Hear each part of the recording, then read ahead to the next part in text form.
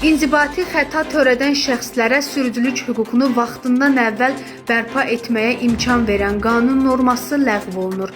İnzibati xətalar məcəlləsinə edilən müvafiq dəyişikliklər parlament tərəfindən sürətləndirilmiş qaydada müzakirə olunur. Yeni qanuna əsasən 2025-ci il 10 dekabr tarixinədək məcəllənin 116-cı və ya 123-cü maddələri üzrə inzibati xəta törətmiş şəxslər həmin xətaya görə tətbiq edilmiş cəzadan sürücülük hüququnun dayandırılmasından birdəfəlik azad ediləcəklər.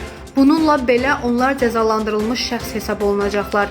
Sürücülük hüququnun bərpası üçün şəxsdən hər hansı quruma müraciət tələb olunmayacaq. Daxili İşlər Nazirliyi bu barədə məlumatı rəsmi internet saytında dərc edəcək və məlumatın dərc edildiyi andan etibarən sürücülük hüququ avtomatik bərpa olunacaq.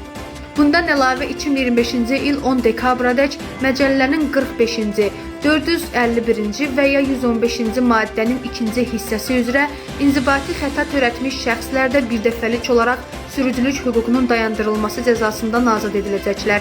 Bu halda sürücü Daxili İşlər Nazirliyinin Xidmət Agentliyinə müraciət etməli və Dövlət Ekspert Müəssisəsi tərəfindən verilmiş məhkəmə tibbi dinamik narkoloji müayinənin rəyini təqdim etməlidir. Yalnız qanunvericiliklə müəyyən edilmiş tələblər yerinə yetirildikdən sonra sürücülük hüququ bərpa ediləcək.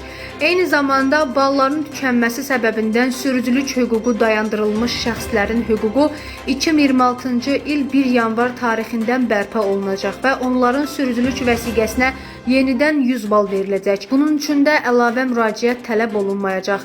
Qanun layihəsinə əsasən inzibati xəta işlərinə baxmaq səlahiyyəti olan müvafiq qurumlar 2026-cı il 1 yanvar tarixinədək sürücülük hüququnun bərpasını və 100 balın verilməsini təmin etməlidirlər. Statistikaya görə hazırda ümumilikdə 35.445 sürücülük vəsiqəsi dayandırılıb.